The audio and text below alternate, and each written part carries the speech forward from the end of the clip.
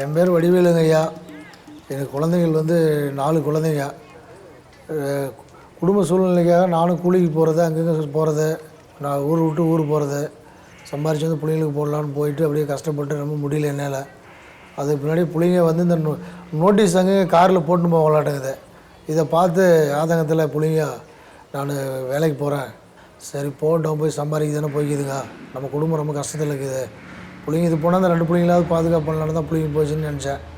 கடைசியில் பார்த்தாக்கல பிள்ளைங்க போன பிள்ளைங்களே திரும்பி வரல. எப்படின்னா டிசம்பர் 28ஆம் தேதி அவங்க ஃபோன் பண்ணுறாங்க எனக்கு. இந்த மாதிரி வந்து சித்தப்பா வான்வெளிக்கு ராஜலட்சுமி உடம்பு சரியில்லை, நான் ஹாஸ்பிட்டலில் சேர்த்துருக்கோம், பிட்ஸ் மாதிரி வந்து கீழே விழுந்துட்டான்றது அவங்க தகவல் சொல்கிறாங்க. நானும் ஒரு கொஞ்சம் நேரம் கழித்து வரேன் இருமா, நானும் ஒரு இடத்துல அங்கே கம்பெனியில் வேலை செஞ்சுருந்தேன். சரி உடனே வரேன்னு சொல்லிட்டு நேராக ஒரு ஆட்டோ பிடிச்சி ஹாஸ்பிட்டலில் போய் பார்க்குறோம். ஹாஸ்பிட்டலில் போய் பார்க்கும்போது அவங்க என்ன சொல்கிறாங்க, ஹாஸ்பிட்டலில் இருக்கிறவங்க அவங்களுக்கு வந்து நுரையீரலில் வந்து சாப்பாடு உணவு குழாயில் மாட்டிக்கிச்சு, அதனால கொஞ்சம் இதாக தான் இருக்கிறாங்கன்னு சொல்லிட்டு ஐசியூவில் சேர்த்துருந்தாங்க. அவங்ககிட்ட பேசி முடிச்சுட்டு போகிறதுக்கு ரிட்டர்ன் வந்து அவங்க என்ன சொல்கிறாங்க, டாக்டருங்களை வந்து தேடுறாங்க, எங்கள் ஆள் எங்கே காணும்னு சொல்லிட்டு. அதுக்கப்புறம் பார்க்கும்போது தான் வந்து அவங்க டெத் ஆகிட்டாங்க அப்படின்னு சொல்கிறாங்க.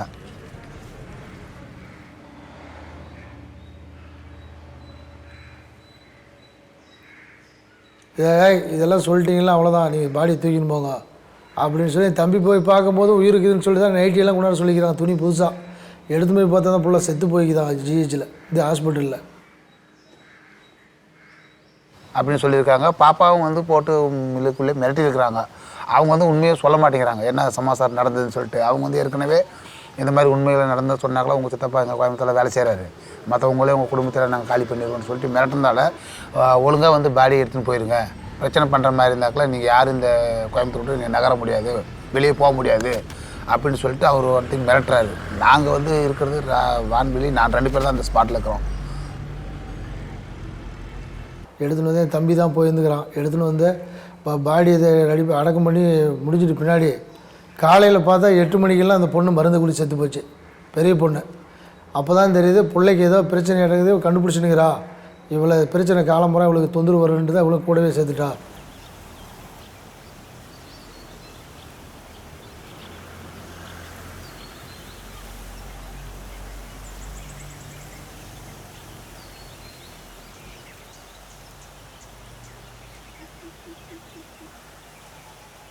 இறந்துருச்சுன்னு சொன்னாங்க. பார்த்தாலும் என்ன காரணம், ரேப் பண்ணி தான் சாகிடிச்சிருக்கிறாங்க. 4-5 பேர் சேர்ந்து, இந்த இந்திக்கார பையன் ஒரு பையனா, அந்த பையன்லாம் சேர்ந்து தான் எல்லாம் முடிவு பண்ணிக்கிறாங்க அப்படின்னு சொல்லி அவள் நேரடியாக பார்த்த பொட்ட பிள்ளைங்கள்லாம் அந்த இடத்துல இருக்குது, ஆனால் சொல்ல மாட்டேன்றாங்க. ஆனால் 6-7 பேர் சேர்ந்து பிள்ளை ரொம்ப நாசம் பண்ணிட்டுக்கிறாங்க.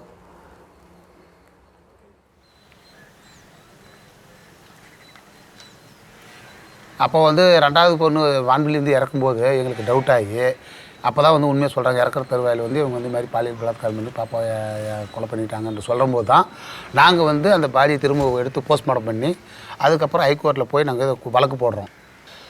இது சம்மந்தமாக வந்து கேஸ் வந்து ஹைகோர்ட்டில் ப்ரொடியூஸ் பண்ணியிருக்கிறோம்.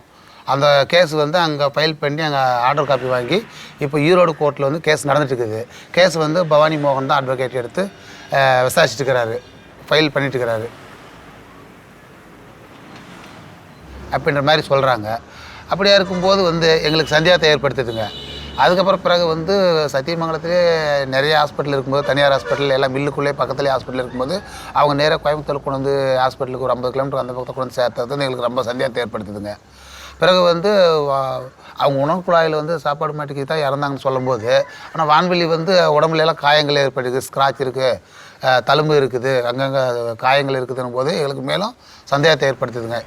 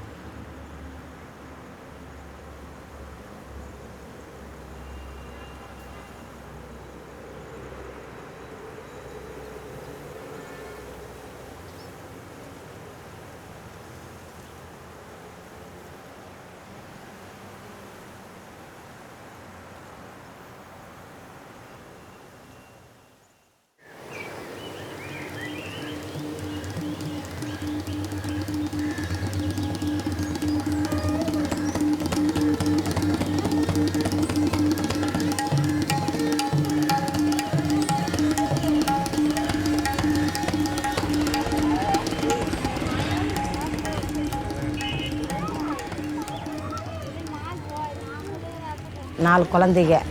எங்கள் வீட்டுக்கார் வருமானம் கொண்டு கொடுத்துருக்கல நாங்கள் யாரும் வேலை வெட்டிக்கு போகல, வீட்டில் சந்தோஷமாக இருந்தோம்.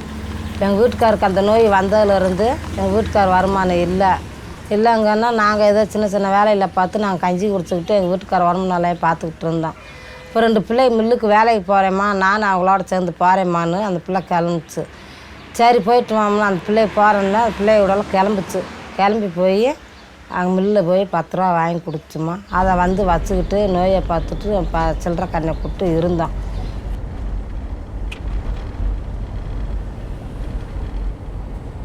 அப்புறம் என்ன சொல்கிறாங்கன்னு சொல்லிச்சு, நான் போய் பார்த்து முடிச்சுட்டு 8 மணிக்கு 8:30க்கு தானே விட்டாங்க. சும்மா இப்போ 8:30க்கு வந்து ரூமுக்குள்ளே கூட நான் போகல. அதுக்குள்ளே வந்து சூப்பர் சொன்னாங்க, நீ திருப்பி வேலைக்கு வாம்மா, இப்போ வேலை பார்த்தேன் ஒரு full night off night 3 shift வர சொன்னாங்கண்ணே. நான் வரமாட்டேன் சொல்லி நான் வரமாட்டேன் சார், என்னை பார்க்க முடியல, நான் ரொம்ப உடம்பெல்லாம் வலிக்குது, நான் வரல. எங்கள் வீட்டுக்கு ஃபோன் பண்ணுங்கள், நான் வீட்டுக்கு ஊருக்கு போகிறேன், எங்கள் வீட்டுக்கு ஃபோன் பண்ணுங்கள், எங்கள் அப்பா அம்மா வரட்டும், என்னை கூப்பிட்டு போட்டு காசு கொண்டு வந்துடுவாங்க. இப்போ வேலையை பாரு, உங்கள் வீட்டில் காசு வாங்க வரமாட்டாங்க, நீ செத்தான உன்னை சாகிறதுக்காண்டே நீ விட்டு போயிருக்காங்க, நீ திருப்பி வருவாங்க, இல்லை உன்னை சாகிறதுக்காண்டே விட்டு போயிருக்காங்க, உன்னை திருப்பி வருவாங்க காக்குறேன், நீ இப்போ வேலையை பாருமா சொன்னாங்க. சரி நான் ஒரு நாள் சாப்பிடல, அவங்க கூட இப்போ செஞ்சுட்டாங்களான்னு சொல்லி நான் சாப்பிடல. அப்போ நான் ஷிஃப்ட்டு போக சொன்னாங்க, நான் வாங்கி கீழே விழுந்துட்டேன் சாப்பிடாம. சூப்பர்வைசர் வந்து நீ அந்த இது வந்து சூப்பர்வைசர் நீ வையவோ, நான் அப்படியே கீழே வாங்கி கீழே விழுந்துட்டேன். அப்போ கையிலும் பிடிச்சி கொண்டு போய் ரூமில் போட்டு அப்படியே ரூமில் அடைச்சி வச்சிட்டாங்க. 3 நாள் இல்லை, அப்புறம் 3 நாள் அடைச்சி வச்ச பிறகு அடைச்சி வச்சுட்டு வெளியே வந்துட்டாங்க. அப்புறம் மறுபடியும் ஒரு 4 நாள் 5ஆம் சம்பளம் வந்திருந்தாங்க, அப்பா அம்மா பேரண்ட்ஸ் எல்லாம் வந்திருந்தாங்க. அவங்கள்ட்ட நான் ஃபோனை வாங்கினேன், கேப் மாதிரி உங்கள் ஃபோனை கொடுங்க சொன்னேன். அவங்க கொடுத்தாங்க. கொடுத்து வீட்டுக்கு ஃபோன் பண்ணி அப்பா அம்மா வர சொன்னேன்.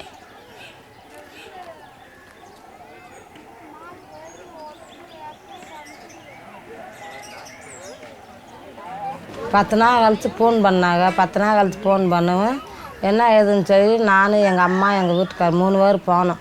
நாங்கள் 3 பேர் உள்ளே போனோம், கேட்டை பிடிச்சி பூட்டிட்டாங்க, வெளியே விட மாட்டாங்க. சாப்பாடு தண்ணி கூட எங்கள் 3 பேர்த்துக்கு போட மாட்டாங்க.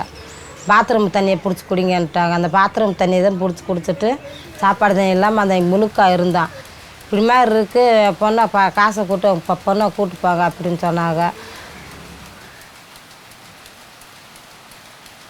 சரி பாட்டி பொறுத்து போயிடுச்சு. அப்போ பாட்டி என்ன சொல்லிச்சு, அவங்க பாட்டியும் பூட்டி வச்சுட்டாங்க ரூமில். பாத்ரூம் விட்ட போய் பூட்டி வச்சாங்க, பாத்ரூம் ஒரு ஓரமாக வந்து பூட்டி வச்சுட்டாங்க. என்னையும் பாட்டி ஒரு ரூமில் பூட்டி வச்சுருந்தாங்க. பூட்டி வச்ச பிறகு 2 நாள் முடிச்சு நான் வந்து இது அழுகுனே வீட்டுக்கு விடுங்க. அப்போ வாட்ச்மேன் வந்து என்னை ஓவர் அப்படி போய் பச்சையாக பேசினார். 10 ரூபா வாங்க தெரியுது, அவனை கடந்து கட்டு, நீ வேணா எனக்கு வேணா பாடு, உனக்கு நான் கழிச்சு விடுஞ்சுனாங்க. என்னை பச்சையாக பேசினாங்க. நீ வேணா என்கிட்ட ஒரு 4 பாடு, உன் காசு நான் கழிச்சு விட்டுக்கிறேன், இல்லைன்னா உங்கள் அம்மா கூட்ட வந்து பாடு சொல்லி என்கிட்ட, உன் காசு நீ இப்படியே நீ வீட்டுக்கு போகலான்னு சொன்னார். அப்போ நான் சொன்னேன் அவங்ககிட்ட, இப்படிலாம் பேசுகிறாங்க சார், உங்கள் காசு தானே சார் உங்களுக்கு வேணும், அவங்களுக்கு காசு வாங்கிக்க சார், அதுக்கு சார் இப்படிலாம் பச்சை என்கிட்ட பேசுகிறீங்க சின்ன பிள்ளைன்னு சொன்னதுக்கு, நீ அடிச்சின பிள்ளைன்னு சொல்லி வத்தனை இது ரமட்டை கொண்டு நெஞ்சை இடிச்சார். அப்போ நான் கீழே எனக்கு சாப்பிட ஒரு வாரமாக அவங்க சாப்பாடு எனக்கு போடவே இல்லை, ரூமுக்குள்ளே வச்சு பூட்டு வச்சுருந்தாங்க. தண்ணி கிட்டதுக்கு தண்ணி வந்து பாத்ரூம் தண்ணியை குடியே சொன்னாங்க. பாத்திர தண்ணி குடிக்கவும் நம்ம அவங்ககிட்ட அவங்க தண்ணியை குடிக்கல, ரெண்டுமே சாப்பிடல. நான் இதில் அடிக்கவும் கீழே மயங்கி கீழே விழுந்துட்டேன். அன்றைக்கி ரூமில் போட்டு அடைச்சி வச்சுருந்தாங்க. ரூமில் அடைச்சப்பட்ட பிறகு நான் என்ன செஞ்சுட்டேன்னா, அப்போ எனக்கு தெளிவாகி நான் அப்புறம் செவரேறி குடித்து ஓடி 5:30க்கெல்லாம் நான் செவரேறி குடித்தேன். செவரேறி குடித்த பிறகு நான் வெளியே வந்துட்டேன்.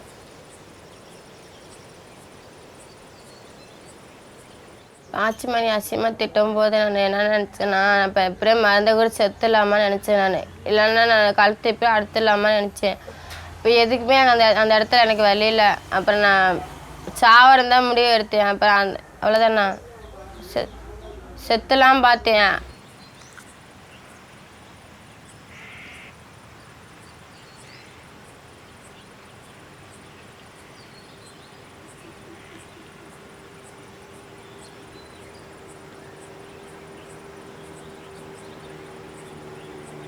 மேனேஜர் இவங்க போகிற வந்து பேசுனா நாங்கள் எதுவும் வாபஸ் வாங்க மாட்டோம். என் வீட்டு வாசலில் கூட அவனை யாரும் விட மாட்டான். பிள்ளை ஆகும்போது தான் பேசி தாயிலேருந்து பிள்ளையிலேருந்து அம்புட்டு அனாவசியமாக பேசியிருக்காங்க. அதனால் நான் வாபஸே வாங்க மாட்டேன். மனுப்பு மரியாதைலாம் கிடையாது அவனுக்கு. என் வீட்டு வாசலில் வந்து நின்று கூட அங்கே மரியாதை கிடையாது, அறுபது கிடையாது.